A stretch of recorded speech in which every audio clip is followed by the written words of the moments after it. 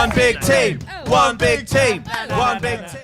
Hello everyone, welcome to Riot Act, the alternative music podcast. This is episode number 78. My name's Stephen Hill, I'm your host. I'm here with, as ever, Renfrey Deadman. That's vaguely exciting, I suppose. Yeah. Well, no, it's very exciting, I would think. You feel so far away this week. I know, well I am. I mean, well, the only reason you're vaguely exciting is because you're always here, you're like the furniture. Whereas we're joined by two very special guests, and this is exciting. We've got Eric and Kadeem from Loathe. Hello, boys, how are you? Hello. Good, man. How are you doing? Thank you. Thanks for having us. Represent. Oh, you told me not to do hip-hop stuff. Literally, Sorry. just before we started recording, I went, keep Renfrey as far away from anything hip-hop or street-esque as we possibly could. We for are real, though. less than a minute I mean, into the podcast, and he's done the stupid shit already. He's right, though. Liverpool represent. Liverpool represent. Merseyside, man. Merseyside represent. Are you guys Liverpool fans? I don't really watch football, but like if they're playing, yeah. Right, okay. Yeah. No.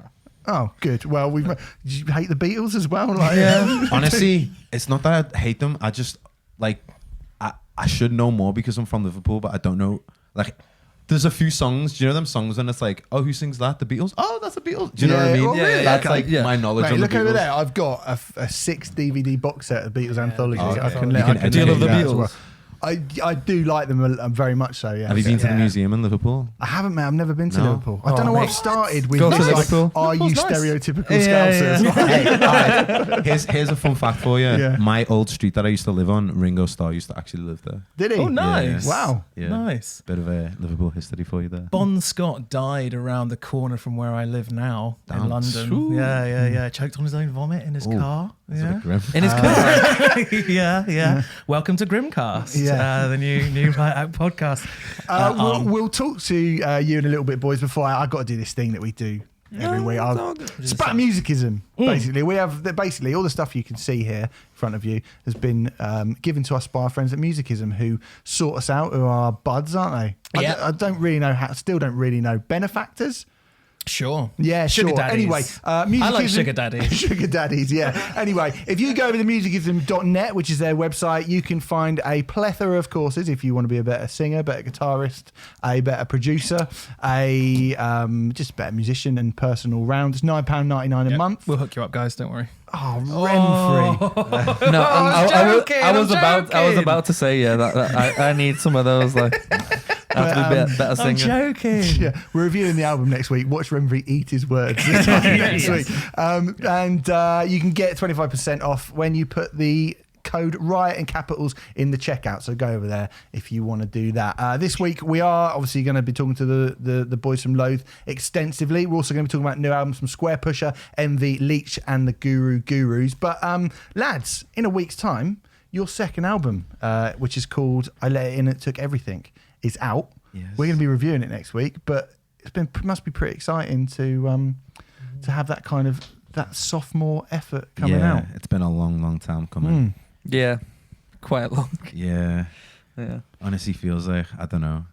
I think it's been like 451 days in total. Well, Oh, wow. it was Really? it was 451 days from the beginning of when we started like tracking everything till the day that we submitted the record.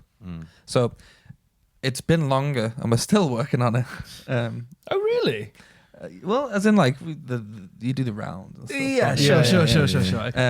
And well, I would say as well, just like preparation for the tour and just everything. Like Of course. everything else to me is still kind of like working on the album. In the nicest possible way. I mean, this isn't meant as a cuss at all. It's meant as a positive thing. I think it sounds like it's been a while between the two Yes. records. Yes. Is that fair to say? Yeah, No, no, that's Without fine. giving too much away, because what we're going to be talking about next week. But in your words, like the progression is clear, I would say. I think from the singles that have been released already, because Two Way Mirror has been released, Yeah. hasn't it? Right. I mean, I think that's a key one.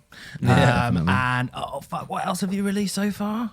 Aggressive Evolution. Yeah. Yes. God, Yes. New Faces in the Dark. There we go. Okay, so we've got a couple of tracks which are familiar to Loathe fans of old, and then there's a couple of tracks where it's like, oh, here are the hints of where the record goes. But that's just the tip of the iceberg, I would say. Yeah. How would you say the record differs in your own minds? I think just like you said, like it's very clear with the progression, and like obviously it's been a long time since we released The Cold Sun, and a lot has happened in between that time.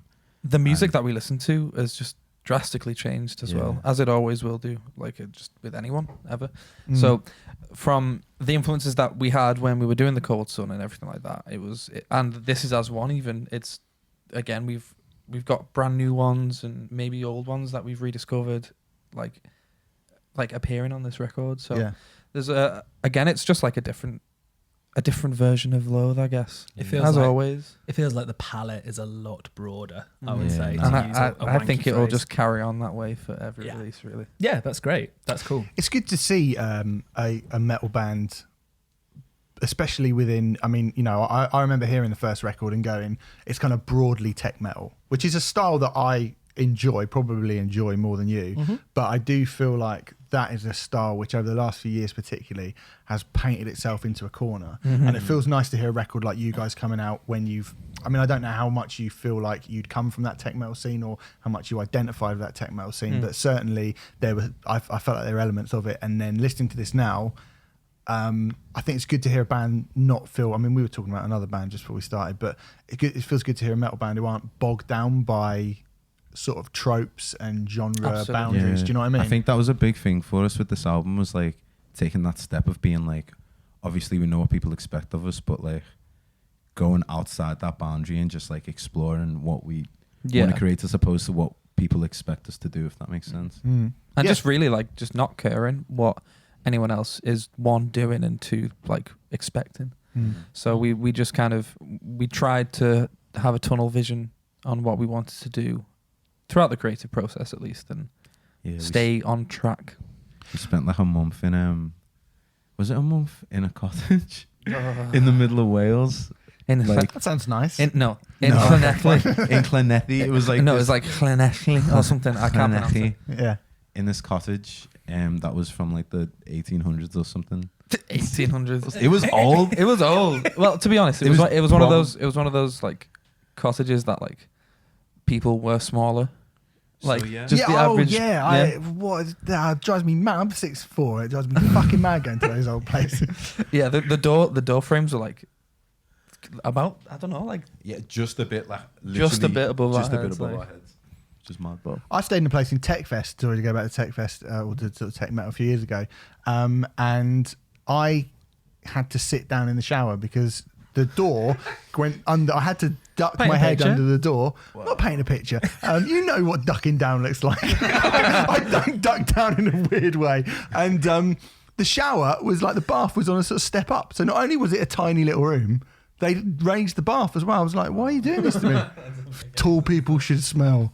That's what it felt like they were saying. That's the message there. And an early episode title contender. So that's good. Thank you very much. I was also going to say to you guys that I remember seeing you. It must have been about, what was it, a year ago when Employed to Serve's record came out. Yes. You guys were the opening band on that bill. Right. In the garage. The garage. Yes. Yeah. I think that was about, was it July? I think so, yeah. No, I thought it was March. No, it was most certainly March. Yeah, it was March. It doesn't matter, does it? No, it doesn't really matter. It begins with an about M. a year ago. It doesn't fucking matter. It was in 2019. But you played a new song that night, and I remember hearing that new song. Just quickly, what was that song? Because it's God. driving me crazy. God, right? Yeah. Sorry, carry on. You played a new song, and I remember sort of standing there, and I'd seen you guys before and been like, oh, Loathe are really good. And then that song came on, and I think I said it on the podcast. I was like, fucking, that was just so clearly better than everything else that you guys. It was a massive, massive step up. Are you aware, like, obviously, if you don't want to sound arrogant, you don't have to sound arrogant, but do you feel like you're aware when you heard the record back and when you have songs like that? Is it something that you're aware of where you're like, this is the one clearly better? Yes. Yeah, definitely in the moment. But I feel like kind of going back to what we were saying earlier about like how long it had been since we released an album. Like once you're sitting on music for so long, like you go through so many different emotions where it's like, this is amazing. Yeah. Next week it's like, oh my God, this is good enough. And then next week it's like, no, this is great. And it's just like a cycle that just keeps going. The initial thing is like, if we're feeling it, and like if there's a very specific feeling that we get, I think when like we know like, yeah, this is going to be a good one. Yeah. And I think we got that for every single song on this record, which we've not had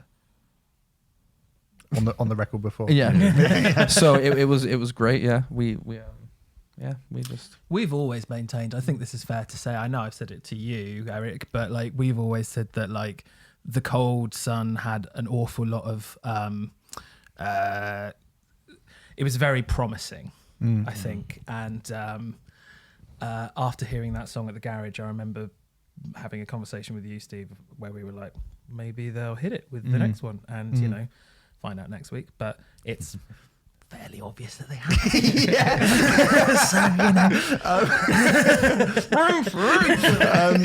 I was going to say as well, like, I think the thing here when hearing the Cold Sun, because there was a bit of hype behind you guys, like sort of around that time. How do you feel about kind of industry media hype? Because it felt like the end of what are we talking, like maybe 2017, maybe the start of 2008, probably the start of 2018. Yeah, Cold Sun was 2017. It felt like suddenly everyone in the scene was like, that's the band. They've got TV screens on stage. Yeah. And that's quite a hard thing to, you know, when you're a young band, when you just got your first album coming out, and when you're, I mean, you probably now are like, well, yeah, obviously we can do better because we've done better. But I mean, how did you feel about that at the time? I think it was just like, okay, people are listening and people are taking notice now. That's good. Let's just carry on. But it was kind of like convincing ourselves, like, oh yeah, we don't need to change anything just because people are watching. Because the people are watching because of what we were doing without them watching. Yeah. And just kind of maintaining that idea and not letting ourselves like get too caught up in it and too caught up in the idea that people are watching, so we need to please them.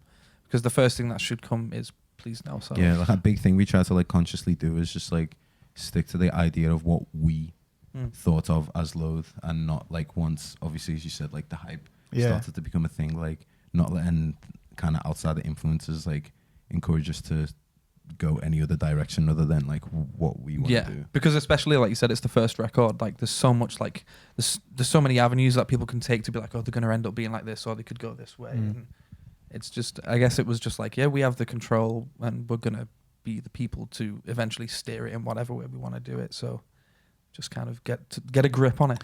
It does weird things to people, I think, having that sort of attention sometimes. Because I think you see bands, or I mean, even I know no one's sort of saying anything about football, fine, but like footballers, like young footballers who get, or whatever, you know, I think it can.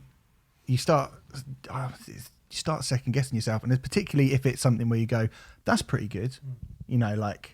They're good. We need to do more of but that. People going, this is the best. Like, I felt like people were going, this band are incredible. It's the best they can be. Whereas I was like, no, they can definitely be better than that's what we this. were like and as well. Yeah. And I think sometimes bands do go, well, everyone's saying that we can't be better than this and how great we are. So let's just carry on. Just shit something out the same and everyone. I think it's very, very, very encouraging that you guys clearly did not do that. And I think that's a very... this is I don't mean nothing against the Cold Sun, but that's a very good thing. I appreciate that. We have. I think as well, we knew that it was like, if we wanted to stand out and make a difference within what we're doing, then we needed to make a decision like that and not to, like you said, just shit out the same thing. And again, because we never wanted to. It's never ever an intention for us to just shit out the same thing. Yeah. So just don't listen to people like us, basically. Good. We encourage bands to be different. My own grave, haven't I? We encourage bands to be different. Yeah, fine. Anyway, a few things have happened this week. We should probably give a shout out to, and a sort of RIP to two amazing drummers from the metal world. Sean Reinhardt, of formerly of Cynic, who played on the Death album Human, died of a heart failure this week. Obviously, massively influential technical player who kind of helped define that tech death thing. Human, massively important record to that scene, and massively important record to the genre, and arguably went to push that even further with Cynic's debut album Focus in 1993. So guys, are you a fan of any of his work at all, Renfrey? I mean, obviously, feel free to chip in as well. You know what? I'm aware of Sean Reinhardt's work, but I'm not big into Death or Cynic. But it's clear that he was like an incredibly talented musician, and it's going to be a big loss for that scene. I know Cynic were very, very well respected in that scene, certainly. Like whenever you go to Tech Fest or anything like that, you see like loads and loads of Cynic t-shirts and stuff like that. So, it's very sad. Yeah, it's definitely sad. Yeah, no, 100%. I'm the same. Like I wasn't like not really aware so much about him, but like it is very tragic. Like. Yeah, it's a real shame. And I mean, he came out in 2014, and for someone from the sort of extreme metal worlds to do that, I mean, still at that time, that was a really, really brave thing to do. And there was quite a backlash from on Cynic that I saw online, which, you know, obviously those kind of homophobic attitudes are appalling. And he came out as homosexual. He came out, yeah. Oh wow! I mean, I saw actually the Instagram post that he put up from his husband. Yeah, was really lovely, but you know, just a fantastic drummer, really brave dude. I saw it. I mean, just to kind of throw something else in. Actually, if you got Amazon Prime, there's a documentary about death and about Chuck Schuldiner and Sean. Amazon Prime, excellent. That's cool. It's really good. It's about 2.5 hours long. If you're interested, if you want to kind of learn about death and the sort of, you know, everything Chuck did, and Sean is very, very prominent on that documentary. He's interviewed a lot, and he comes across like a really lovely man and just somebody who, you know, is a great drummer as well. Ditto that to Reed Mullin of Corrosion Conformity, who the day we recorded actually died. We don't have any details of that yet, but COC posted on their Twitter this morning. 53, again, a great drummer, sort of helped COC define crossover hardcore in the early part of the 80s, and also played on two massively underrated records that I love from the 90s. I think COC in the 90s, Deliverance and Wise Blood, and the grooves on that kind of southern rock groove that they started doing, you know, Reed Mullin's drumming on that was a massive, massive part of making that band so great. If you haven't listened to COC and you like bands like Down or who else? Loathe, Southern rock, that kind of southern rock sludge thing. Then you really need to listen to that band. They are great. So RIP to him as well. In better news, Tool won a Grammy. Hey. Which is good. You guys Tools fans? Yes. Yeah. Tool fans. I mean, we are Tools fans, I guess. So Tool's their third Grammy, is it? Oh wow. Sounds right. Yeah, probably. That's how little attention I pay to the Grammys, but yay, well done. Yeah. You guys, would that be exciting for you guys to win a Grammy, do you think? Oh yeah. Yeah, absolutely. I'd love that. That's like a bucket list thing right dream, there. yeah. Most definitely. If we ever end up winning a Grammy, I think Heavy as the Hand is a contender. Yeah. That'd be good. More of that next week. Yeah, it's funny about that track. I mean, you know, the Grammys are shit. Oh, they're rubbish. They're rubbish. Well, they also I don't know if we were going to mention this or not to go back to death, but they fucked up loads of their in I hated that. Stuff. That was the worst.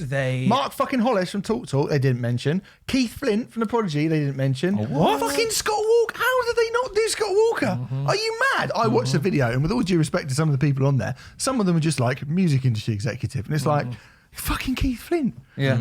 And you're talking about, I'm sure they're very nice. They also misspelt some people's names on a fucking obituary. Yeah. Right, how does that happen? Yeah, honestly, like laziness. the internet is a thing. Like, It is. People being rushed. It is straight up the internet, and it's just the time we live in, and it's crazy. Yeah. It's ridiculous. I mean, I'm not going to say anything about the Grammys, but it pisses me off when shit like that happens. It's just like, just pay attention, just spell something right. Especially, I think just the fact that as well, that what it is exactly. in memoriam. And how can you mess that up like that? It just seems like a very disrespectful absolutely thing. Unforgivable.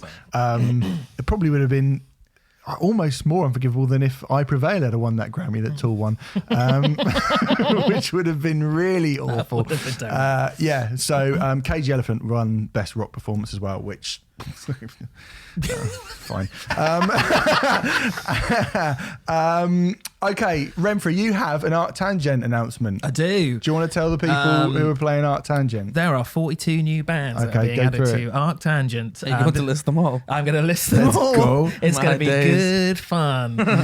Okay, so we've got Swans. It's because he can pronounce them. Oh, great. Swans. You're going to be excited about that. I love that, yeah. Bit of dancing, like.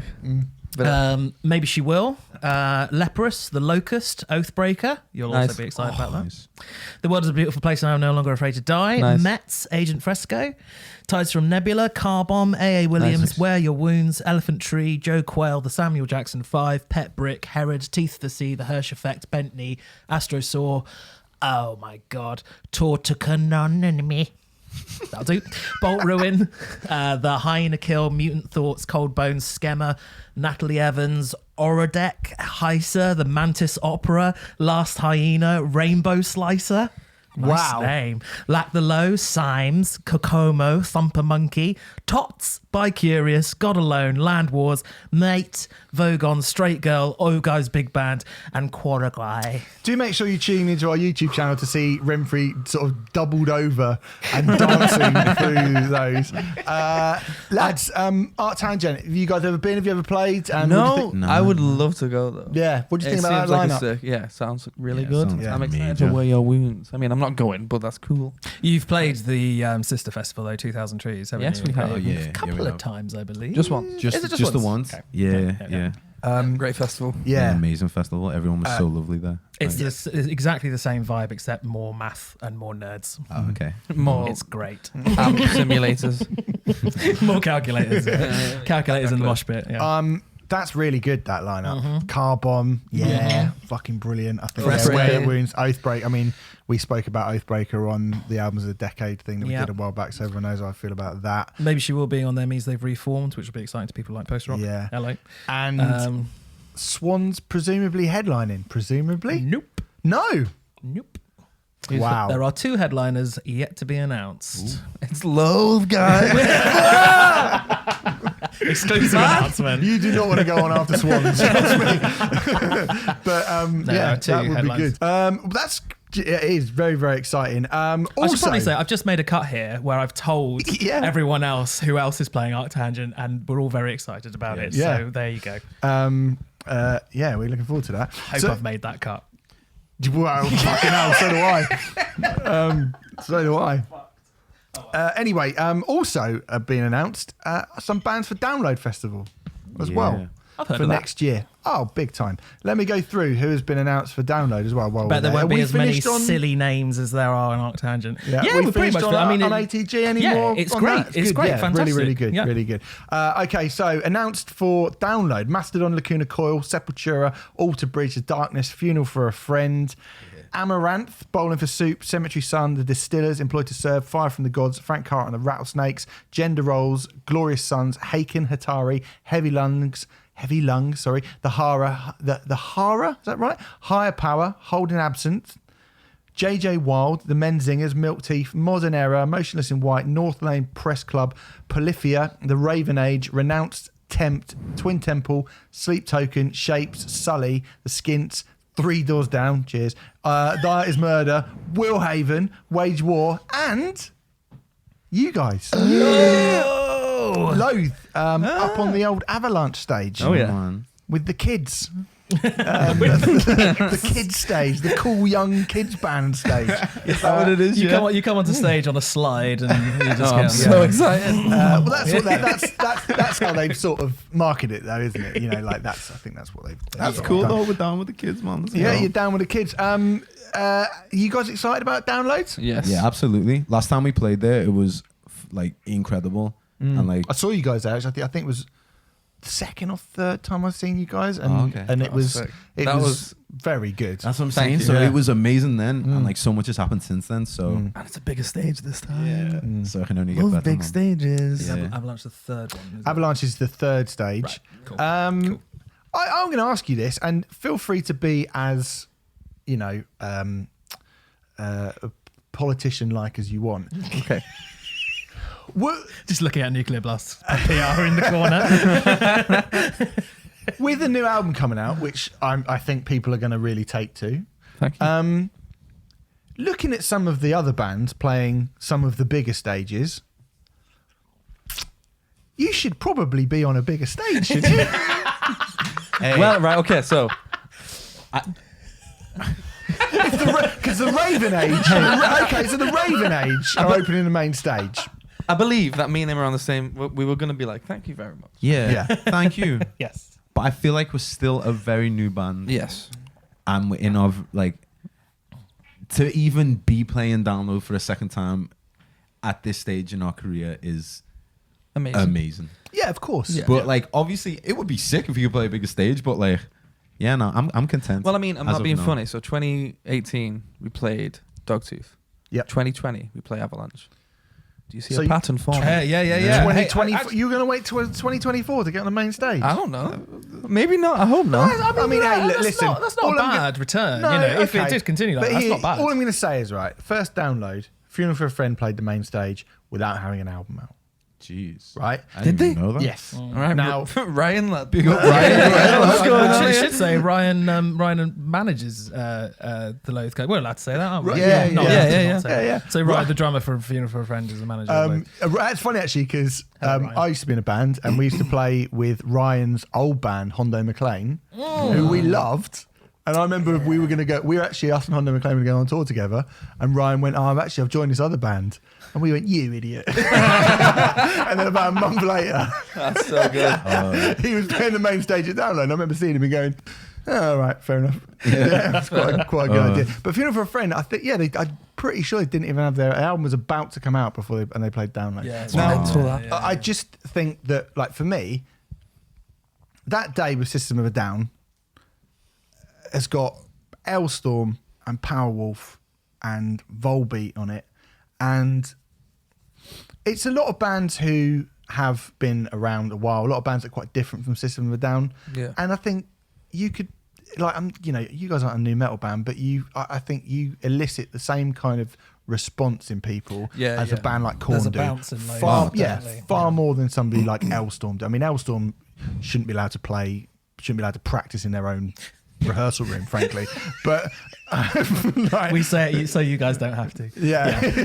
But they should go to jail for what they've done to music. And It's so different just being around like open opinion. Like, that's why I'm The like, Loathe guys have been whoa. doing press all day. yeah, Shriveling up in the corner. But honestly, I don't it's know. all right. I Your don't know. silence says everything.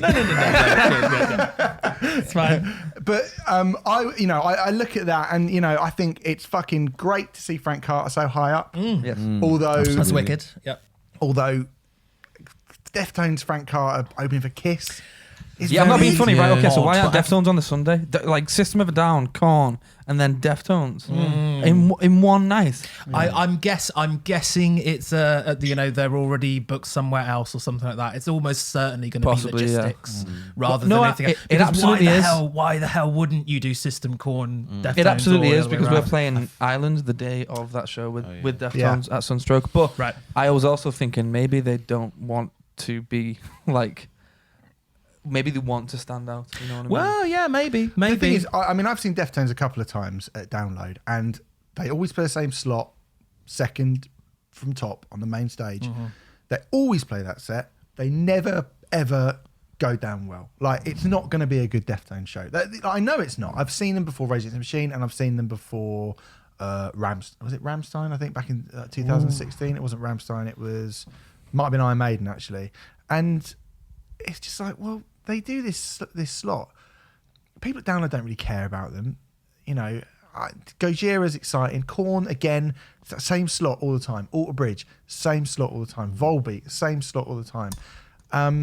Offspring, last time they played headline the second stage. Like, to me, there is.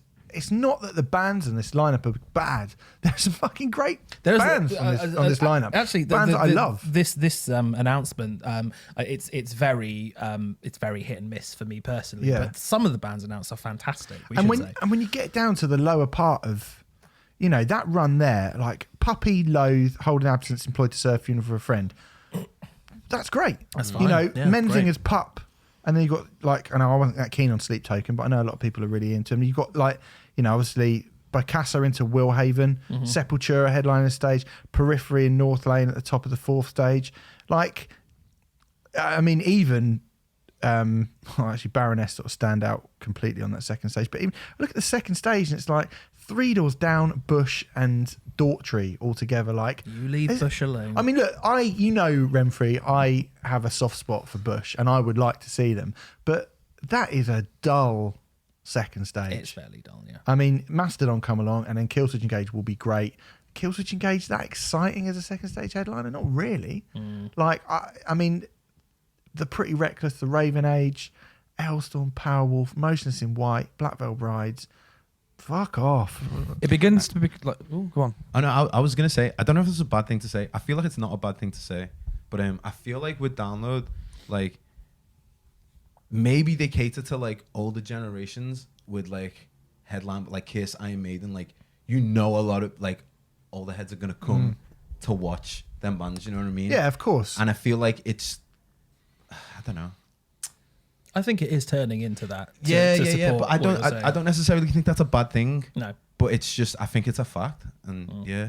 I just, like as someone who, I'm going to be 40 in 6 weeks, and I go to gigs sometimes and I feel 40, and I go to Download and I feel like a kid. And I don't want to feel like that at a metal festival. I don't want to. I go to Art Tangent, I feel like my age. Do you know what I mean? Are you I saying go to Reading, I feel old. I see what you mean. But I go to Download and I think I'm like one of the youngest people here. And you go on to the third and fourth stages, and shit's exciting. Like I remember it kicking off in the Dogtooth when you guys played. It was and I'm mad. sure, Yeah, that was it's sure it will. Like watching madness. Black Peaks last year on the third stage, and it was kicking off, and it was great. And I just think that could translate like. This glass ceiling for younger bands, it's got to go. It's got to go. But then I feel like also like festivals like 2000 Trees and stuff like that are like will be the next Download, if that makes sense. So like Well, in I the hope future so. it will be bands in our generation that are ahead. Do you know what I mean? Yeah, Do you know yeah. what I mean? Yeah, That's what Which- I've been saying that for a long time, and like I really do feel like that is the case with both Trees and Arctangent, and they are doing very exciting things with the headliners that they are putting in terms of putting new names in there. I'm not allowed to talk about that yet, but yeah, they are. But you know, and that's obviously that is much harder for Download to do. But I just Yes, think as a festival that can book Iron Maiden and can book Metallica and can book System of a Down or Rammstein or all these massive metal bands, what a fucking great opportunity. And they've done it a little bit. The last few years they had done it. Boston Manor. We saw Power Trip on the main stage last year. amazing seeing Boston Manor Beartooth, on there. the Marmosets played the main stage before. And, sometimes I go, well, it needs to be surrounded by the right stuff. And it often isn't. I mean, I think the year that Marmosets played, it was something like, it wasn't Def Leppard because that was last year, but it was, it was the kind of the classic rock day, and Marmosets were just dumped in the middle of it. Yeah. Beartooth were like on at midday in amongst, a bunch of kind of older metal, but like, stuff like Cadillac 3 and stuff. And you just think, well, that doesn't really work. Like if they'd got, we should mention My Chemical Romance selling out 3 fucking nights. have they sold out the third one? Yeah, now? pretty much. Is it? Fucking hell. Yeah, I bought a ticket. Yeah? I bought 2 tickets to the first show. Yeah. And then I got an email from Ryan being like, here's a show. So I'm like, okay, I can't go. So my girlfriend's going to go with a friend. But what's interesting is the fact that they announced the first show and then that sold out, did the second one the day after. But now... I think it was 15 minutes after, actually. Was it? Yeah, I think it was went on sale right- very, very... Yeah. Like, so Yeah. done. But the novelty of the first show, which is what a lot of people will want to buy the tickets for, is now gone. Yes, because they've put the third date is On the now 18th, 2 days before Yeah, the yeah, original yeah. first show. But I have to say, I mean, whatever you think of My Chemical Romance, and I don't have massively strong feelings either way. I think they got some really good songs. I think they got some all right, stuff. But fuck me, to sell out a venue like that. Massive. It's And like, crazy. shouldn't that be the sort of, obviously we said, shouldn't that be the sort of thing Download would go for? But Yeah. obviously last time they played, they got bottled when they were headlining. So, Yeah. those bands obviously don't want to come back there. So it's they're in a bit of a tough spot, Download. And I think, I don't really know what happens when Kiss are going to be gone soon. What happens when Maiden goes and Metallica haven't played it for God knows how long. Yeah. You There we boys, go. you got to The step boys. up, boys. Yeah. Well, it would help you step up if you were playing the main stage this year. That's my Oh, point. That's yeah. all I'm going to say. Well, who knows? You know. Who knows If what you're the saying future it by your has. 4th album, you'll be getting on the main stage. Like, Yeah, if that's a you're bit of a long time, If you're Metallica, that's and Justice for All. Yeah. Like you've released Master But of it's Puppets, different and now, you though, still isn't it? can't even get on the main Yeah. stage. It's It's like mad. It's entirely different the way people consume and like attach themselves to music now, innit? So for them to be on like, because I did think about it like, oh yeah, Slipknot are massive off the first album, you know what I mean? Just like instantly some of it like the arena band by the second. yeah. And I'm here like, oh, are we gonna sell out 150 cap room? And I'm like, But yeah, I want to be different massive. game now, isn't That's it? what I'm And saying. metal's Different not as game. big, is it? Like, Yeah. unfortunately. Yeah, yeah. Do not you the guys sort of cool agree with thing. this point, right? Do you know this this artist called JME? Yeah. Yeah, he made this point. He was talking about like when a movie comes out, it doesn't instantly come out on Netflix. You can't just go watch it on Netflix. You have to go to the cinema. It's a whole experience. You watch the movie. Whereas nowadays, when an album comes out, it's instantly like that streaming. Like, Yeah. Alongside, like, what was he saying? You could have something like mega serious, and then like next in the Spotify queue will be like just some meme like song. a meme. Yeah. Do you know what I mean? And it's like they're both in the same category. And hence it feels more disposable, I Yes. suppose, Yeah. as it's released. And like also, that, it's just the fact that like he also mentioned like going to a record store, putting the effort in to get on a bus, go to the store, get the vinyl, come back, get back on the bus, because you can't listen to it on the bus. You have to look at the vinyl. You have to, It's a whole experience. yeah. And but now it's like, oh, I'll press one button, and then if I don't like it, I'll swipe. Like That's well, I suppose that's the other thing. Oh God, we just sound like old men now. But that Well, that is, No, I don't think we've ever asked a band like that explicitly about kind of streaming services and how, because I think, you know, the dilution of how people, like the way that people consume music and consume art now, means there's a clear dilution of how much, like you say, how much effort and how much, you know, love they put into it. I remember getting records back when I was a kid, and if I didn't like it the first time I listened to it, well, tough shit. You just paid $14.99 for it. You've got it now. You better fucking listen to it. yeah. And you know, there's stuff like, I mean, we're going to talk about Marilyn Manson's Antichrist Superstar at some a thing soon. The first time I heard that, I was like, this is sucks. I hate it. And now it's like one of my favorite albums ever because I had it, and it was like, well, I've got to listen to it. So that must be super frustrating for you guys. But at the same time, it's got its pros as well. Like, Yeah, of course. people all over the world can listen to our music and like whenever. whenever, Yeah. and that's like obviously a massive plus side. Like, Double-edged sword, isn't it? yeah, it is a double-edged sword. Like, I don't think You never we'd know. be where we were if it wasn't for the internet. But at the same time, yeah, But There's got to at be the a same- way to utilize like both. I mean, Yeah. I just feel like there should be a way to be able to kind of, for the internet to be able to spread your music or spread you guys, but for people to actually still be able to invest in music in a way that they used to. Because it's not even like, you know, people don't buy the records or whatever. I just feel like there's a lot of people who have such limited, you know, investment in just music, full stop. No, yeah, exactly. You know? So- It's and just that's a like shame. it's an additive rather than like it's just an app you download and play monthly Yeah. for. Mad. Anyway, down the list. Big sigh. All right, cool. Shall we talk about some new records then? Let's do Sure, that, why shall not? we? Oh, I went to see Slipknot and Behemoth on Saturday at the O2. Oh, yeah. Renfrey reviewed it last week. I have to say, I agree with everything you said, Renfrey. Lovely They stuff. were fucking brilliant. It was amazing, and yeah, they're really good, aren't they? very good. Behemoth were great as well. Yeah. Like they Yeah. look like a headliner, fantastic. So let's Do you want to see talk. Monster Magnet or do you not? Oh, we also saw Monster Magnet, and they played not all of Power Trip in full, but most of Power Trip. It was fun. And it was enjoyed just loads of fun. I've not been drinking, but I did have a drink. You had a couple of beers. I had a couple of beers. Oh, lovely stuff. I know, yeah. It was nice. That felt like being as close as I get to like being the drug lord Dave Weindorf, having Yeah, 3 beers on yeah. a Friday. Weindorf pointed at his cock a couple of times. It was great. More than a couple of times. You can leave the bloody thing alone. It was crazy. Yeah. It was good. Good fun was had by Yeah, I think that getting in them leather trousers at the age of like 70 or whatever it is, it must be uncomfortable. He looked all right though. He looked good. You know, Yeah, he looked You know, good. he has. I mean, far be it from me say it, but he has appeared very plump in the past, and he looked not less plump. So that was good. Yeah, he was good. Have you guys ever listened to Monster Magnet, that album? No. No. Do you like kind of old school greasy rock and roll, like old 60s punk and psychedelic, like the door, like the Man of the Doors? All right, fair enough. Oh God, It's all right. Don't answer it. It's fine. the We'll old move on Loathe very Monster quickly. Magnet beef. We started that. Tweet us. Yeah. Yeah. It's all gonna go down on Twitter. I'll sort that out on Twitter. It's Yeah, fine. at us, Dave Windorf. Yeah. All right. If he can get his hands off his cock, unbelievable. Like, Yeah, you need one hand ridiculous. to tweet, really, don't you? All right, let's talk about some new records. Let's start with Squarepusher.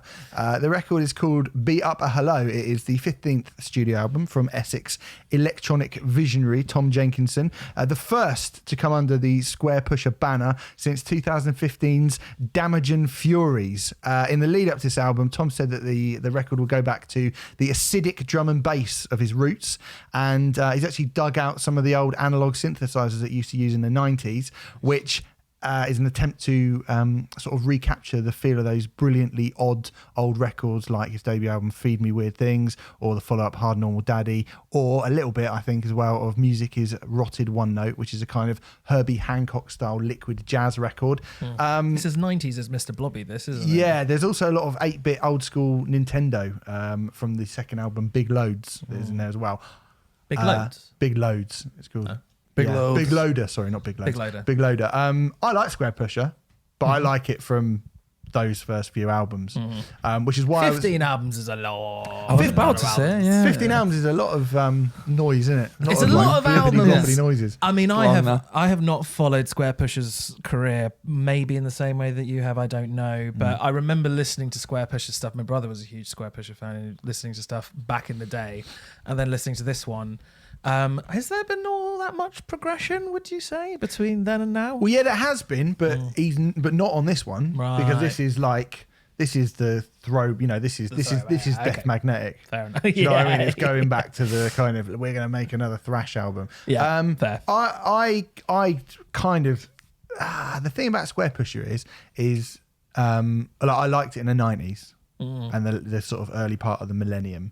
I've not really listened to everything, but I'm interested, as a band who utilise electronic elements and are probably maybe young enough to not really know much about Squarepusher. I don't really know. Do you guys know much about this guy? Nope. No, This was the much. first time I've heard of the name. All right. Oh, Okay.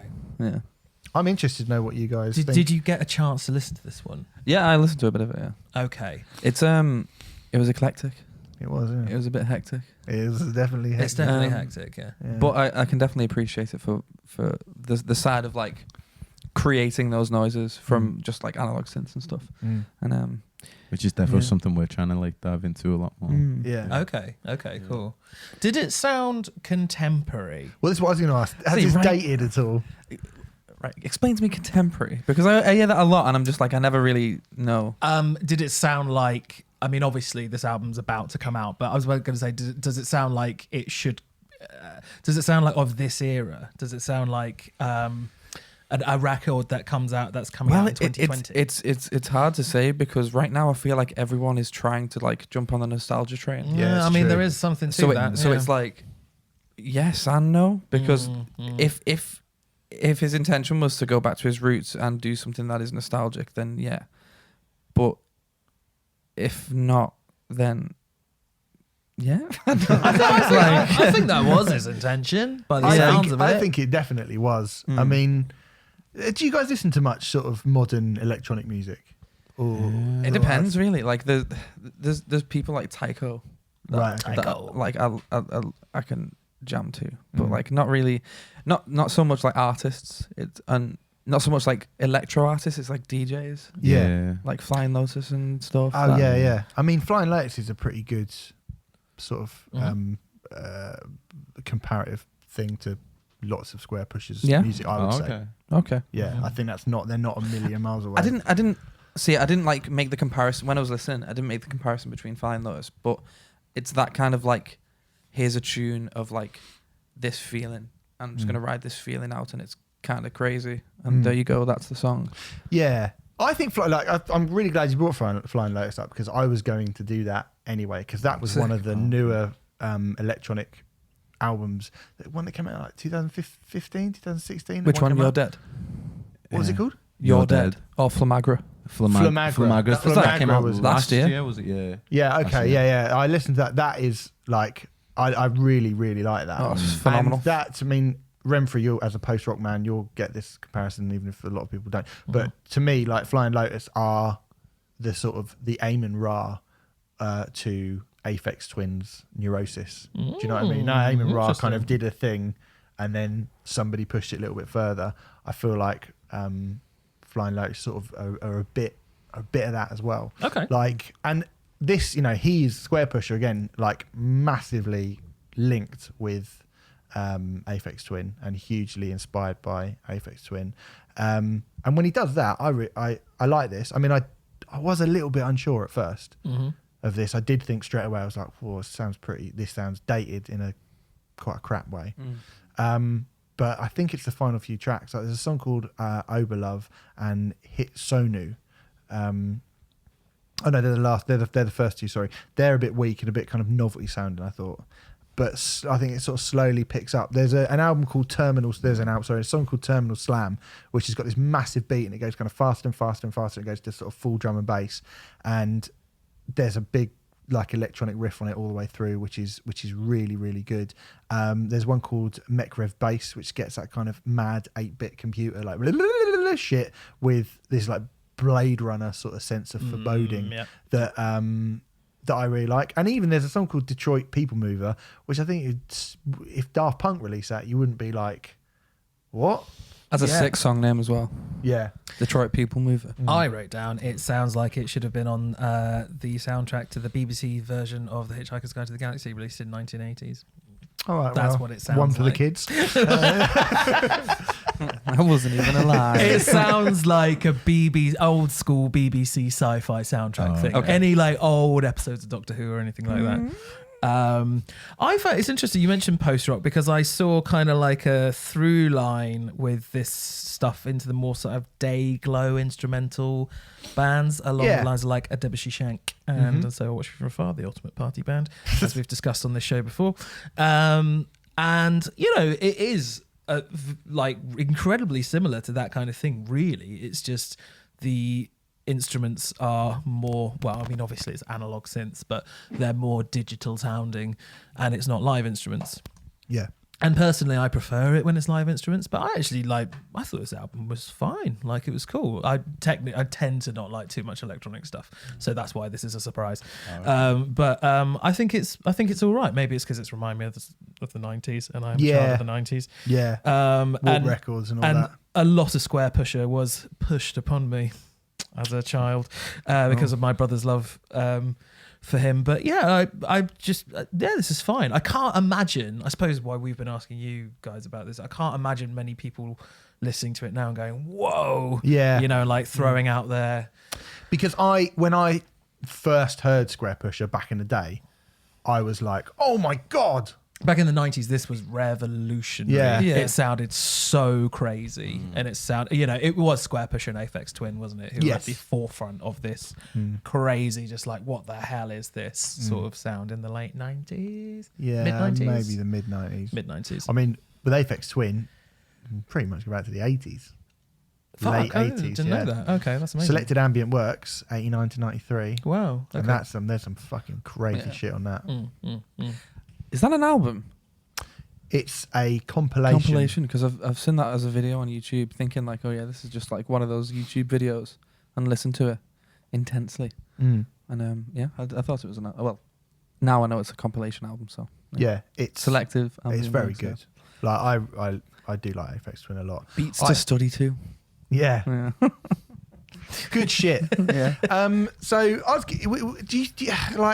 do you think you guys, in terms of what we were saying earlier about what is on or off the menu for you guys to do, could you ever imagine yourselves doing something kind of built in this manner? Because, I mean, Bring Me The Horizon released that EP recently, which was all kind of just instrumental electronic music. I'm wondering if other people will kind of follow suit. Well, that's a conversation like Eric has had with all of us at one point. I can't remember when, but it wasn't too long ago. He was like, imagine if we just did an album like that, like 20 tracks of just... Yeah, because it's just like sick. Yeah. It doesn't always need to be like loads of drums and that with us at least. And we have songs, especially on the new record, which are like I don't want to sound pretentious, but I like to call them movements. Just did. And like Yeah, it's just it's the way. The reason I say movement is because it's like the chord will move me in a specific way. Yeah. And I've like, me or whoever in the band who's like composed it, they've had that idea. Yes, it's going. I'm creating with that movement in mind, and I've definitely wanted to just do a full release, which is essentially like a soundtrack. Mm. And I would definitely love to go into something like that, because it's just, I find it more fun to make that music over like band music. Really? Yeah, for me personally at least. Like, it's a different type of like, what's the word?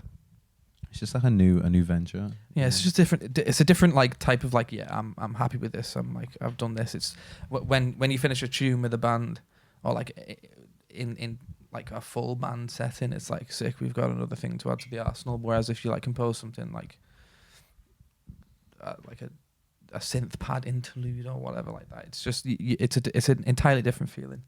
And I want to do that. I want to do an album like that. I definitely think there are I think there have always been moments like that with Loathe, though, but where you do have sort of, I would say interlude bits rather than interlude tracks, probably is fair to say. But there's definitely a lot of ethereal stuff. I'm thinking the beginning of Red Rum, for example, just off the top of my head. But yeah, there's definitely that feeling that you do already go into those areas a little bit, just not to the same And it's good. extent. I mean, I think I would never tell a band to what they should or shouldn't do, but I think, you know, Trent Reznor can do Nine Inch Nails and then do soundtracks and scores, and he's a genius and he can do that. Ollie Sykes should probably just shout a bit. We weren't very kind to that EP. Yeah. No. Yeah. Yeah, exactly. I think some people can and some people can't, but yeah. It's very cool that Lotus Eater are on it. Oh yeah, I was literally going to say that. Lotus Eater are great, and their 2-minute part of the 75-minute EP is fantastic. Yeah. I think it's really sick that they're on it. Yeah, it is good. Yes, that's my They are thoughts. great, and we've said lovely things about Lotus Eater in the past. Yeah, They're Lotus fantastic. Eater are great, and yeah, that little bit they have is lovely. But anyway, Squarepusher, Be Up a Hello. I like this. For the most part, I'd say I don't think it's amazing, but I think it's pretty good. Yeah, I think considering it isn't usually in my wheelhouse, I think this is cool. And but I don't love it. It's it's fine. I probably won't go back to it, but I think it's good. 15 records in, you're doing this. Sounds fine to me. Lads, all right? I liked it. Yeah. From what I heard, I liked it. All right, cool. Yeah. Good. All right, so our next record comes from Envy. It is called The Fallen Crimson. It's the 7th album from the Japanese post-hardcore stalwarts, the follow-up to 2015's Atheist Kamiya.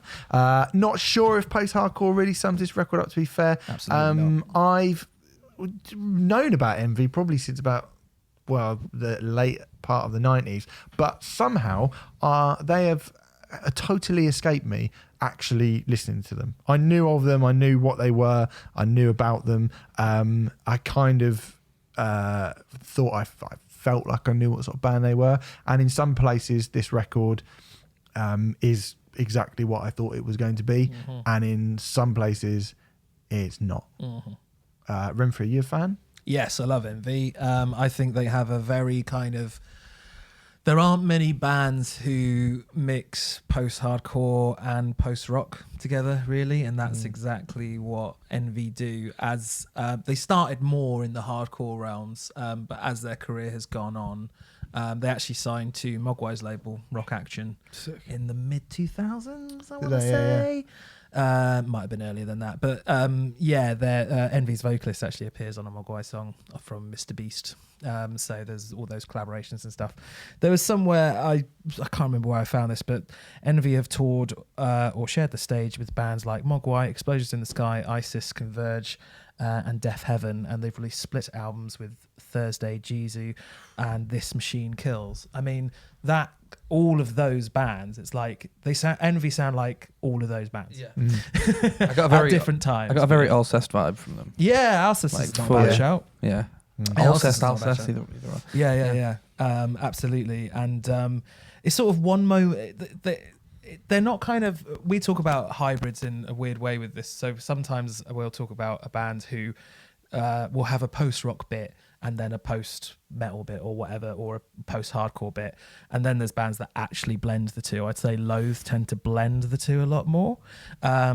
Envy, I don't think actually blend post-hardcore and post-rock all that much. Occasionally they do, but it means that instead you get like a couple of post-hardcore songs and then a post-rock song and then another post-hardcore song and then a post-rock song. But I think it works really well, actually. Yeah. I think once you get used to, like, if you like both genres like I do, then you'll be in Hog's Heaven. Like, it's fucking great.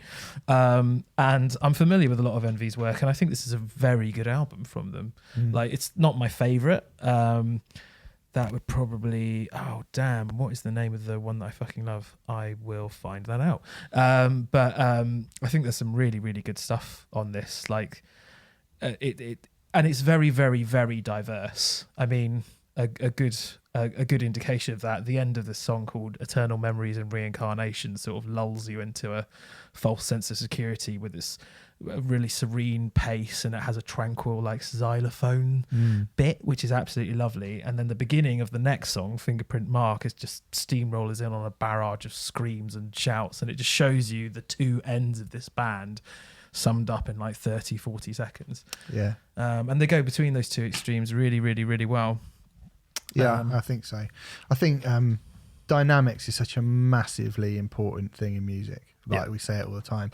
Is that fair to say, fellas? Like when you're writing music, obviously the dynamics of that music, how far you can pull two different feelings apart from each other whilst keeping it in one song is...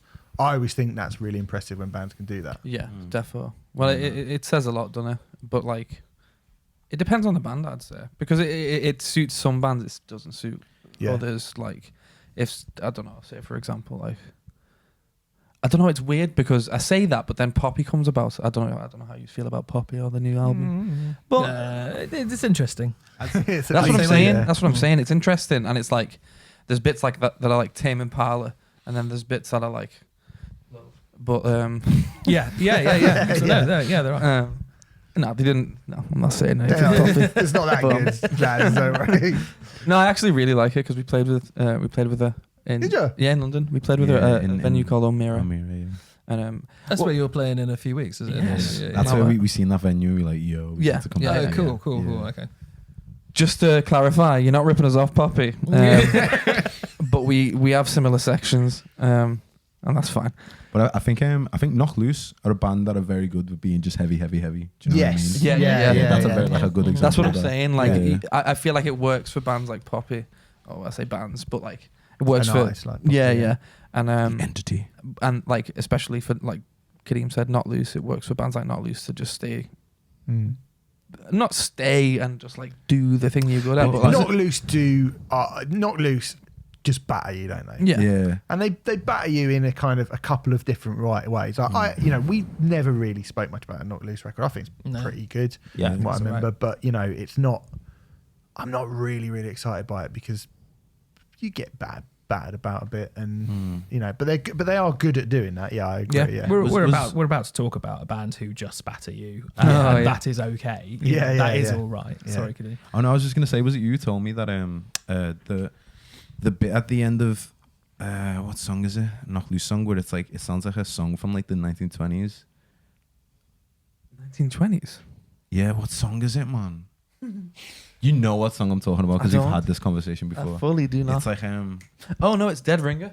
Dead Ringer. Yeah, at the end of Dead Ringer. Yeah, no, it's not like 1920s. It's like I know what you mean. Sounds like that to me. Really? Yeah. There's like a like guitar solo, like distorted guitar. Should we go to the pub? Either way, you guys carry on. It sounds old. It sounds old. Yeah. Either way, it's like they can clearly do what they want musically, but like it just works with what they do, doing what they do. Yeah. But yeah, dynamics is definitely important. Yes. Do you guys get a chance to listen to this record? Yeah. What do you think, Eric? Sick. I really like it. There's lots of like you said, there's lots of variety within a lot of the stuff. I really like the vocals. Yes, they stuck out to me quite a lot. Yeah.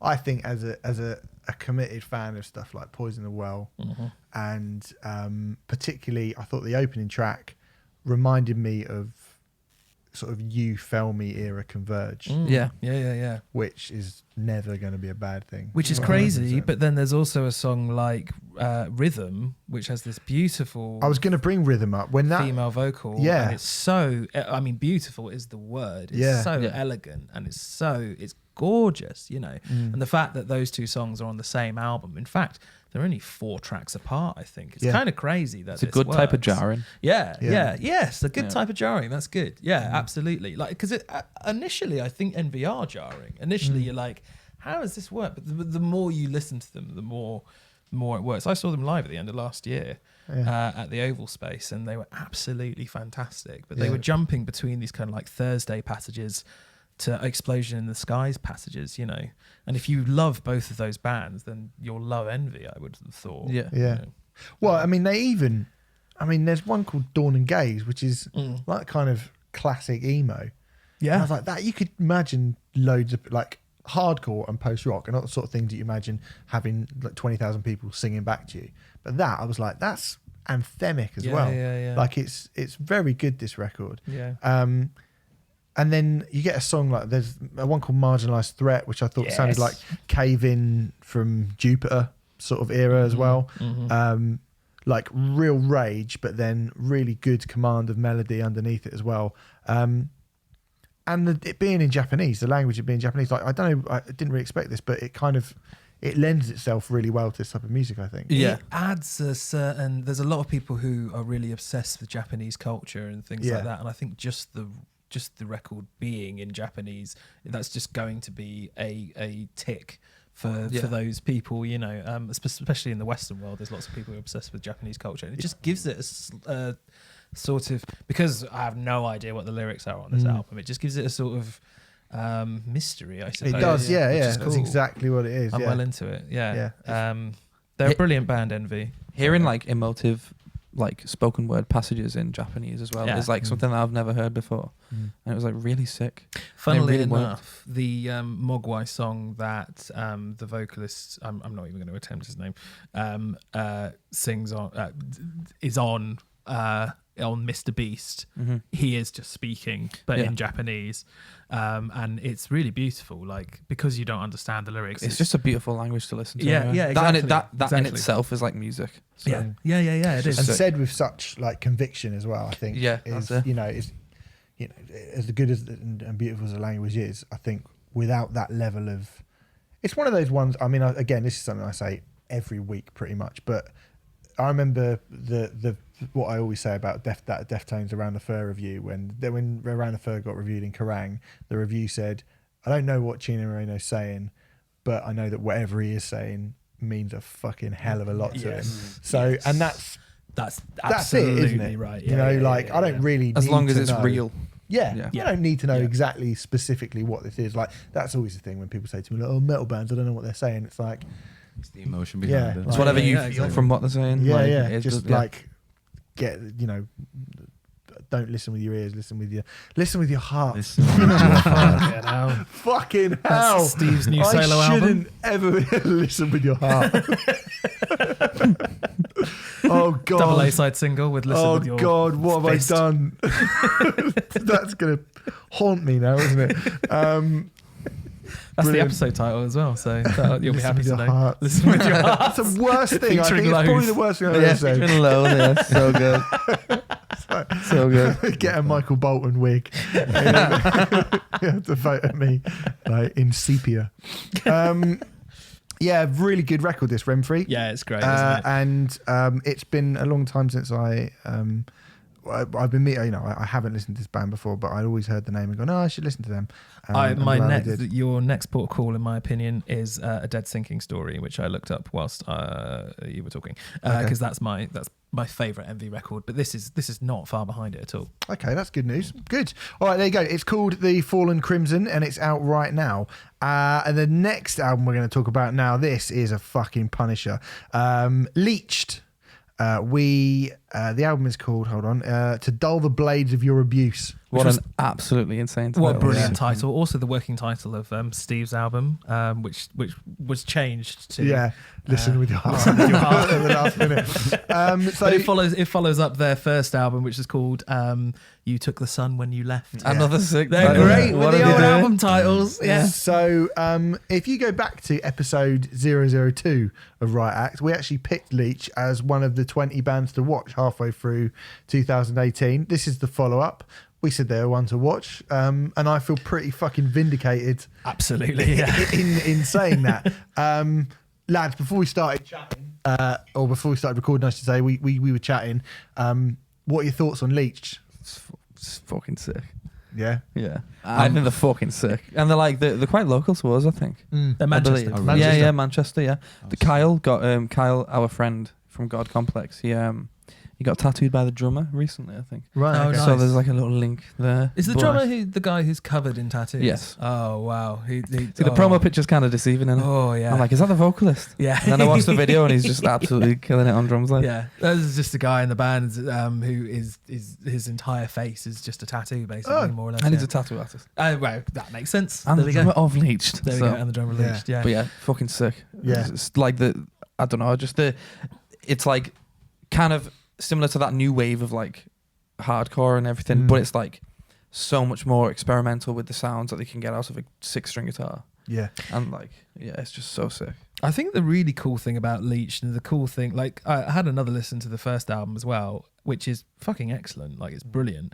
I do think this album's better than the first It's one. definitely better. And I think the reason for that is because they have these really dark industrial elements, and a lot of bands are using dark industrial elements at the moment. A lot of heavy, like really heavy shit is using that because of Code Orange, isn't it? Living in a post-forever world. Yeah, We are, aren't we? Yeah. In hardcore. Yeah. We are. And I think it's fair to say that this album has been massive, and just not just this album, but everybody for sort of since that record's come out is clearly, whether they are aware of it or doing it deliberately or not, I feel like whether they like to admit it or not. that album has hugely sort of changed the shape and sound and feel of just how that music sounds now. Yeah. And some bands incorporate it extraordinarily well, and some bands not so much. But Leeched, I almost didn't even notice those industrial elements were on there at first. It actually took me a few listens to realise, what is that weird ominous rumbly sound underneath? Oh no, it's not a guitar, it's the sound of babies dying or whatever the fuck it is. You know, I have no idea. I mean, it probably isn't that. Don't sue us. But I mean, I just when I started writing notes for this, I just wrote brutal, sadistic, nasty, savage, ferocious, merciless. I was like, that's all correct, isn't it, though? Like, yeah, it's just horrible. There's been no notion of compromise on this record whatsoever. I mean, that first song is called The Hound's Jaw, and it sort of starts a bit like, I mean, again, I hate to say it again, but a bit like Forever. It's got a kind of distorted spoken word, scary noise bit. hello. And then it goes into this riff, which is crushing. Yeah. And I mean, it is crushing. It is like, I felt like my skull was shattering just from my headphones being on either side of my ear. I just felt like I was having like my eyeball was going to go and just explode. It is absolutely. Don't give away the album cover of Your Heart Records, whatever the fuck it's called. You fucking love it. You know? And, Like, yeah, I mean, it's good. And It's ferocious in a sort of Nails way. Yeah, I can hear a lot of that. But whereas Nails kind of throw a grenade and then, well, I was going to say throw a grenade and run away. I can't imagine Nails running away from anything. No. But it's brutal and ferocious in a Nails way. But it's a little more like the songs aren't in and out in a minute and a half, are they? No. There's a little more kind of surprises and twists and turns. And yeah, I stuff think like Nails is just pure white hot that. Punch you bludgeon. in the face. Like, it's just over and over bludgeoning. again. yeah, he's very open about it being that as well, isn't he? Yeah, and that's yeah. fine. Like, we both fucking love Nails. You know, Yeah. there's no problem with that. But I think what we said about it before, like when we talked about the last record, again, dynamics, it's less dynamic than the last record we were talking about because everything on here is just heavy. But they at least have a couple of different ways of how to fucking ruin your hearing. Absolutely. I usually complain about records with few dynamics, and I think there's a surprising amount of variation in what is ostensibly a very similar sonic battering.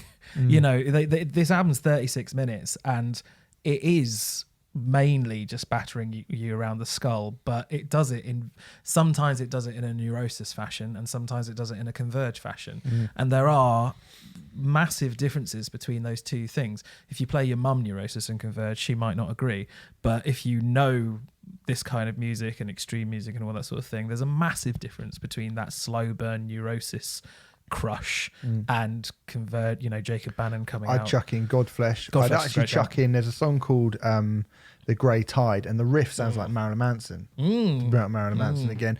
But, I mean, it's all grinding and sort of mechanical, but it's kind of catchy. I mean, if they can...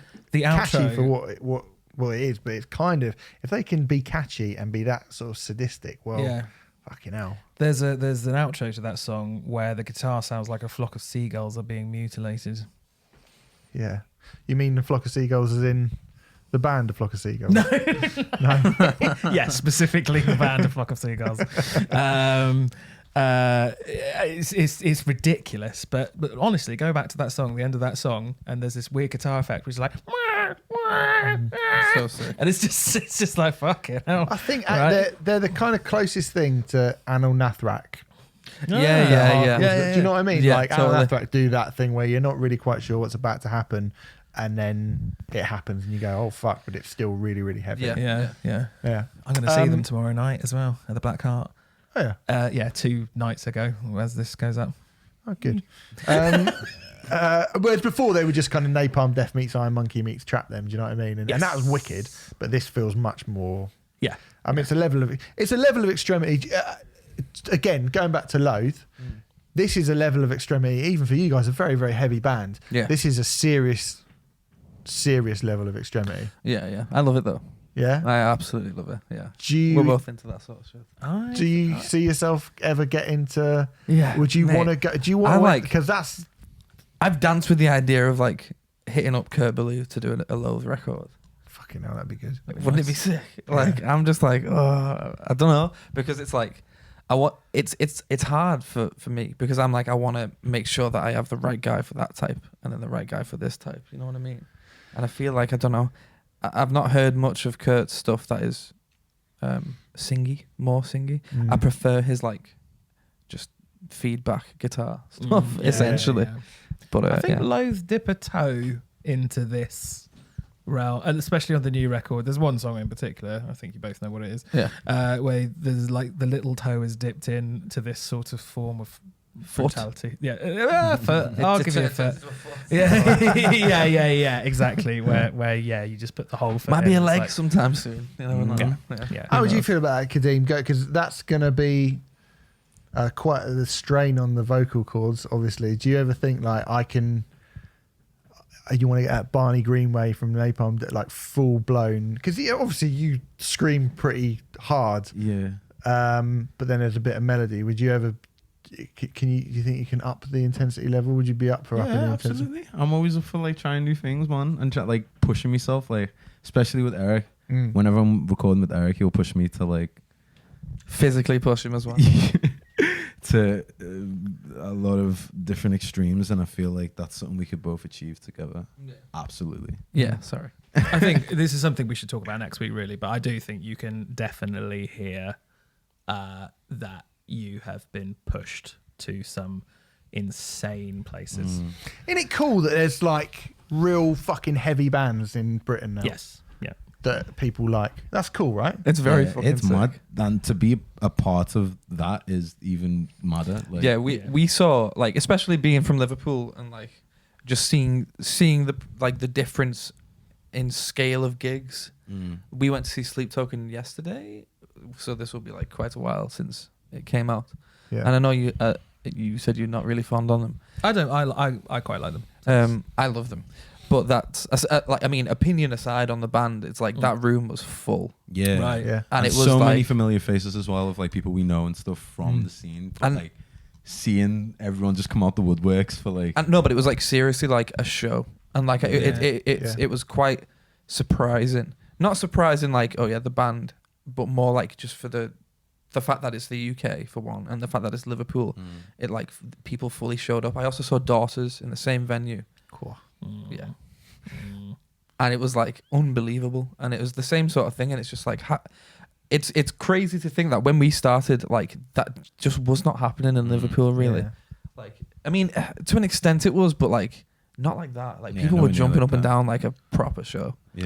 and it's happening again. I think this is the best in terms of the actual music. I was doing an interview. I hope you don't know what I'm saying, but I was doing an interview with Justine from Employed to Serve for Metal Hammer, and Justine was like, I said, "Oh, the scene's really great now, right?" And she said, "Yeah." And she went, "I'd be interested to, as someone who's been going to gigs from the '90s or whatever, someone older, if how good you think the scene is now." And I said to her, and I stand by it, I think for sort of underground heavy British music, this is the best it's been since I've been going to gigs. Yeah. When you think back to, probably you're a little bit younger than me, but when I think back to sort of the most exciting time, I mean, it maybe hasn't quite commercially jumped in the same way as it did when Lost Prophets and 100 Reasons and Funeral for a Friend and all of that stuff. That was the last time. Yeah, that was kind of the last time. But I would argue that there was a bunch of bands, and some of them were good and some of them weren't so great. Like Hell for Heroes got one good album, and they were kind of. Shut it. Well, We'll talk come about on. that another time. Okay, but like there are a bunch of those bands who got fairly big, and they were right. But when I went through the list now, like, that who I'm talking about, like we speak about them pretty much every week, like proper amazing bands, and like how different you guys to Creeper, how different a Creeper to Black Peaks, how different a Black Peaks to Renounce, how different a Renounce to Sleep Token. Do you know what I mean? Like it's really, really, really exciting, I think. Yeah. No, I definitely agree. Absolutely. And it's, I mean, even to be considered amongst those bands is like such a privilege and an honor, because to us they're all like, from just like our perspective, it's just like so amazing to see people who are so dedicated to their art and what they're doing actually get recognition and succeed from it. Yeah. And it's just great to be a part of it. And then to get a band like Leeched, who, a year and a bit ago, we were talking about their album, which had come out, and I don't really think anyone even knew who they were. And we were like, this is a really good kind of sludgy hardcore album. And they've come back and they've just done something which is not just better, but different. Yeah. And it's going to probably cement them as like A very good fucking band. Yeah. I mean, I agree. They, on the basis of this, I mean, well done for getting out before the new Code Orange album comes out. I will say that. But in terms of like what America has been offering us over the last couple of years in sort of hardcore and really kind of more heavy music, this is as good as any of that. Yeah, easily. Yeah. It's fantastic. And when you brought them in initially, I thought, this is a great band, but I didn't think they'd reach these heights this quickly, because this album's come out 18 months so later, and it is a big step up, already, and that's really exciting. Yeah. Like produced by Joe Clayton as well from Pine. Right. That's to Okay. say. Yeah. Hello, Joe. Sounds really good. Yeah, I was going to Sounds say the production's fucking amazing. fucking great as well.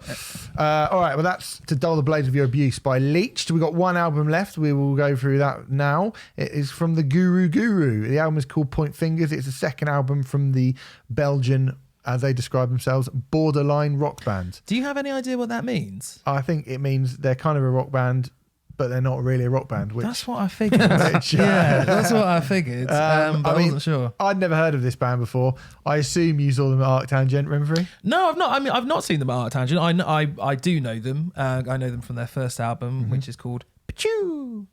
I like them very much. They are an Arctangent type band, They definitely are, undoubtedly. And I believe they have played Art Tangent, but I've never seen them at Art Tangent. In fact, I Okay. don't think I've seen them live.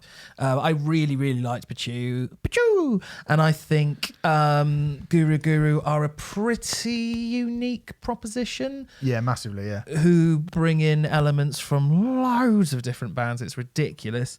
They claim that they're influenced by the likes of Metz, Pierre Ubu, Deerhoof, the Jesus Lizard, the Mars Volta, and Andy Kaufman, all of whom I'd be like, yeah, I can see what you're talking about. Although just saying that out loud, no one's going to have a clue what that actually sounds like.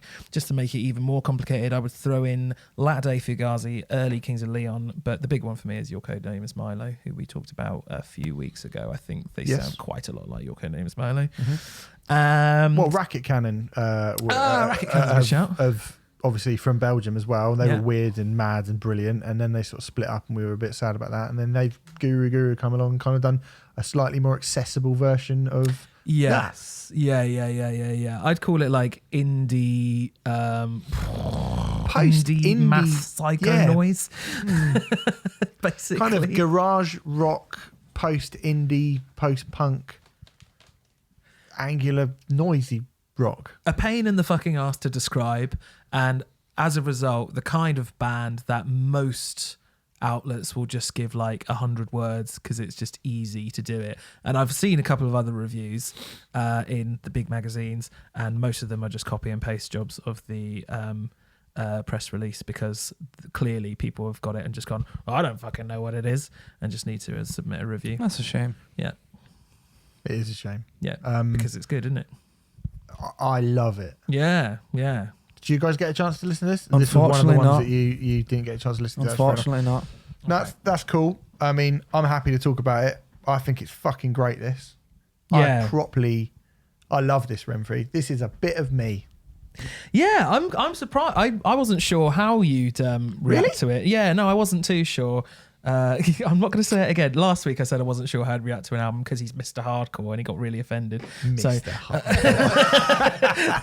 Oh, I like beatdowns. I like kicking I do people. like beatdowns. Doesn't mean I just like beatdowns. Just because you don't like any beatdowns doesn't mean that me liking beatdowns means I only like beatdowns. Anyway, but I tell you why I wasn't sure, because there's a sort of eccentricity to this album, and we have talked about in the past wackiness and eccentricity and stuff like that. Yeah. I don't think Wire, copper, tinfoil. exactly. Yeah, exactly. That's great, though. It is great, yeah. And I wasn't sure if it would be too far over the eccentricity line for you. Or No, over not the for me, wacky because line. musically it's just really, really good. It is cool. Yeah, it's great. The opening song's called Mache. Yep. I'll go with that. Massive post-punk vibes. Anything that's got a really kind of dirty, throbbing bass, I really like. Mixed with that kind of New York art rock thing as well. Indie angulization with a rock and roll twist. I've written down. Very nice. Thank you should very be a much. writer. Should be. And then Charmer comes in, and it's kind of like this Blood Brothers style riff. Fucking With love again Charmer. Death Row.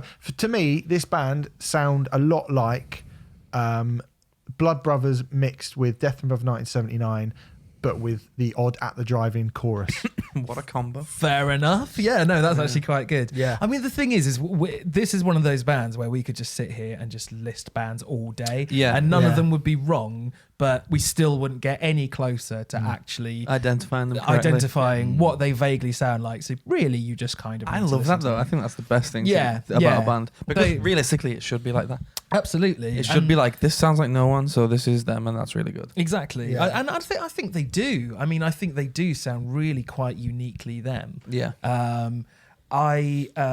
I don't think I'm as I really, really like this record. I think the only reason I'm a little bit more down on it than you is because I've heard Pachoo and I prefer it. Well, I will be listening to. I'm not going to do it how you do it. I will Please be do listening to Pachoo. I really want to hear that. It is literally pronounced as a laser beam noise. Pachoo. It's only for... Pachoo. There you go. You're stressed about that album coming out. I am, Steve, yeah. Imagine the press that they had to do for that. Like, what's your album called? And they're like, Well, do you have to name your album in full every single time you Yeah. talk about it? Yeah. How's I mean, that going sometimes for right you? now it's like, So, as a little aside, when I went to review the Five Finger Death Punch album, I got some vinyl for. Well, you can have the Five Finger Death Punch final, aren't you, Ren? Your favourite band. I went to review the Five Finger Death Punch album, and it's F8, so it's F and the number 8, and I thought, oh, it's Fate, right? So I said, oh, that's called Fate, and the guy was like, it's not called Fate. And he's not even in the band. And he was like, it's not called Fate. I don't call it Fate. It's not called Fate. They probably got that so much. Yeah. It's called F8. And I was like, I mean, considering that's worse, and you're getting really annoyed, that's mad. Is Five Yeah. Finger Death Anyway. Punch the band that's like, there's just so much goddamn weight on my shoulders? That one? Yeah, that guy. Okay. Oh, okay. Yeah, we Fans? listen.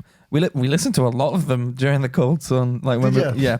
mainly because of the producer Matt. I think he put them on a lot, didn't Yeah. Did he? Or just to say, hey guys, this is what you This want to could be do. you. You wanna wear he? Yeah, he's like Star Spangled Banner onesie on stage. They got Five Finger Death Punch though. Mm. Yeah. Yeah, Love you got on you. that tour, haven't you? Yeah, well, I've Yeah. toured anyone. mate. Yeah. Careful what you I'm say. actually going to see them on Wembley Arena on Friday. I mean, The there day you go, this podcast Wembley comes out. Arena. Definitely love you guys. Yeah. Five Finger Death Punch.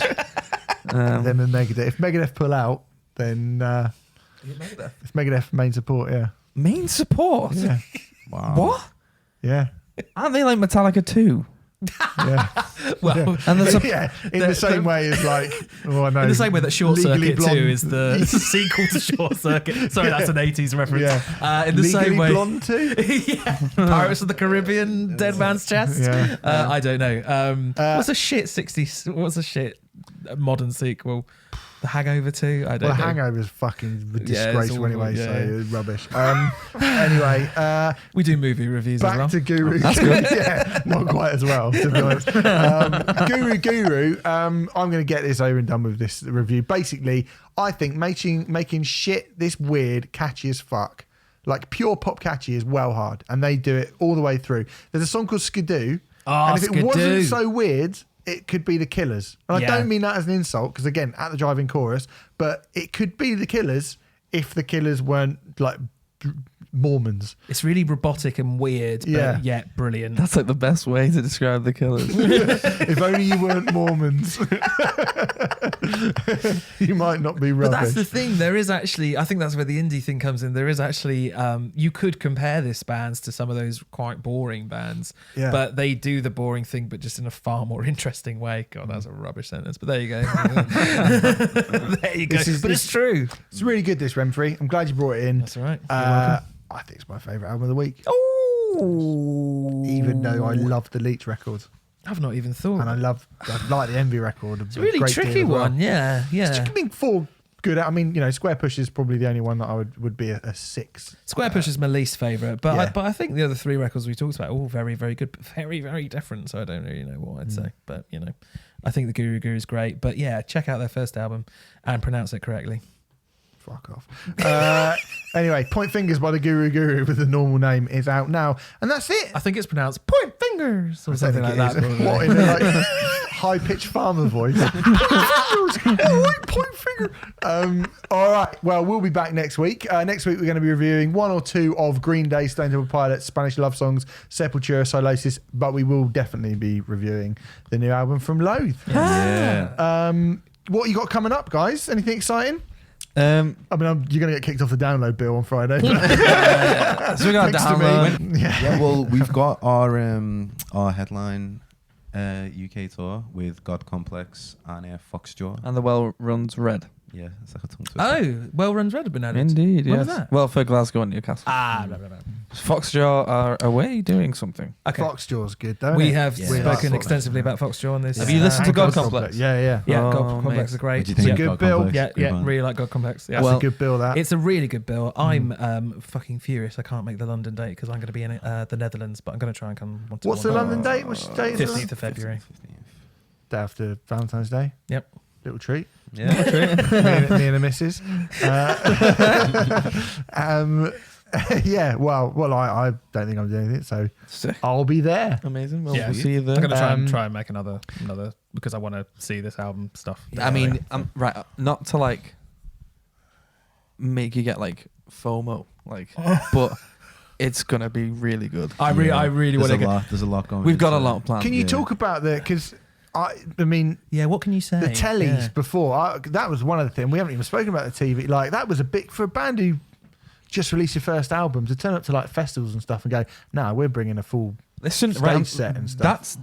That's the difference. Like, it's possible. If you have it, they'll let you do it. And like, that was something that I learned, and it's like, oh, okay, let's just fucking do it all then. Like, as whatever we can. Like, obviously, like, I'm not gonna show up to like, I don't know, a main stage like with our own lights and like everything, expecting to put it all on. But if it's possible and they allow you, then like, just do it.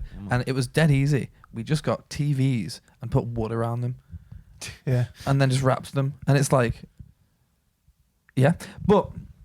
So we should say, for people who don't know, these TVs, they're kind of synced up to you guys playing live, and so Well, yeah. then- There is more to it than just wood and stuff. But like, I don't know. I've always just been like, we have all these ideas, and if we ever can, just do all of them, and we'll try to do them all. And I feel like there, if I'm like excitable when I'm talking right now, it's because we've done a lot for this one, and yeah, I'm very excited. What do we get? inflatables.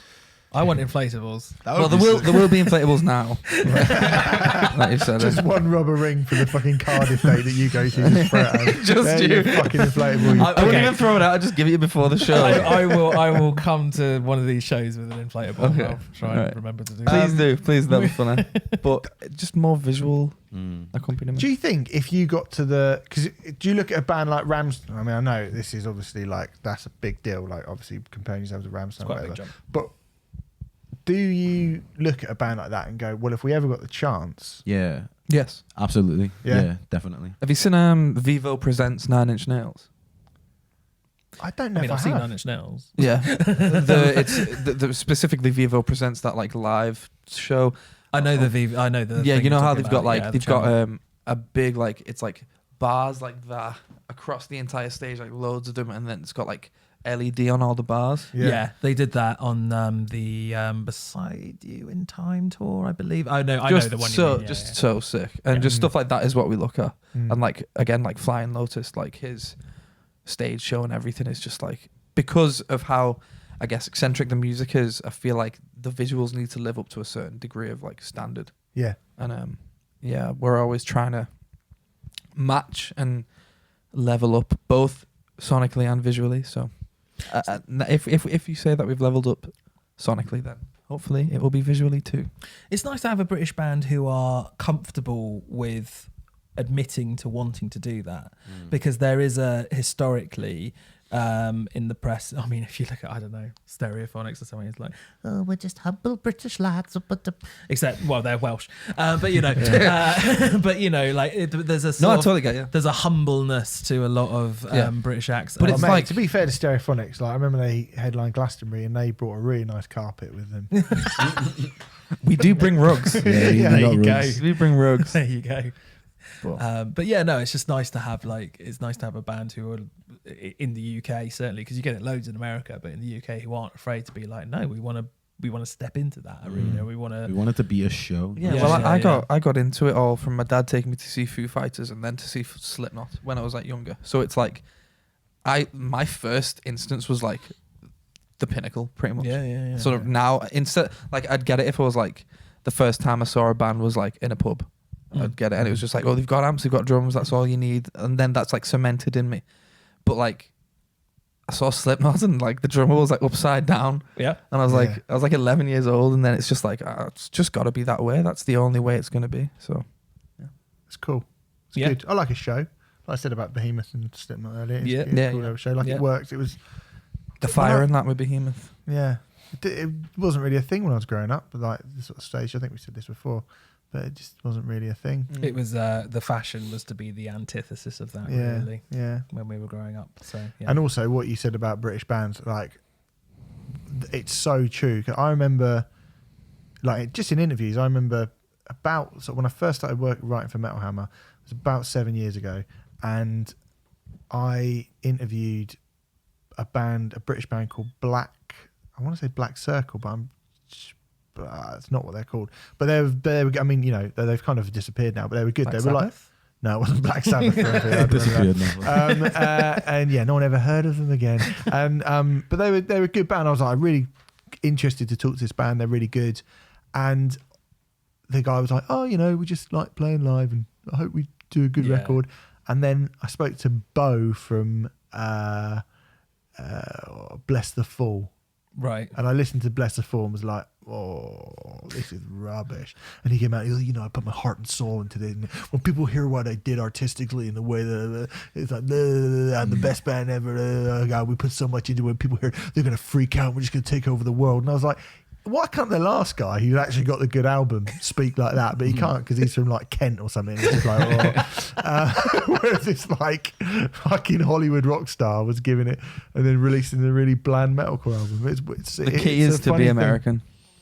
It's just be American. I think it's such a different way that you grow up and such a different kind of pride of being American and all this kind of thing. I think my girlfriend's American and it's so true. Yeah. She is so delighted to just be alive. And I'm like, oh God, when am I going to die? Why? Pretty much, yeah. It's a very, very different kettle of fish. I think it's instilled into you from birth, isn't it? Pride in being American and bloody blah. And we're just like, oh, right. Yeah. Still. Download looks good, doesn't it? Yeah, download looks good. Lads, thanks very much for coming on. Thank you for having us. I hope you've had a nice time. Yeah, man. It's been nice. Congratulations for your new album, which might be amazing. It might be terrible. Who knows? We'll tune in next week to hear what we say about it. Also, you're going to probably want to hear us talking about the new Green Day and Stone Temple Pilots record. Can't wait for that. Yeah. I mean, Billy Joe.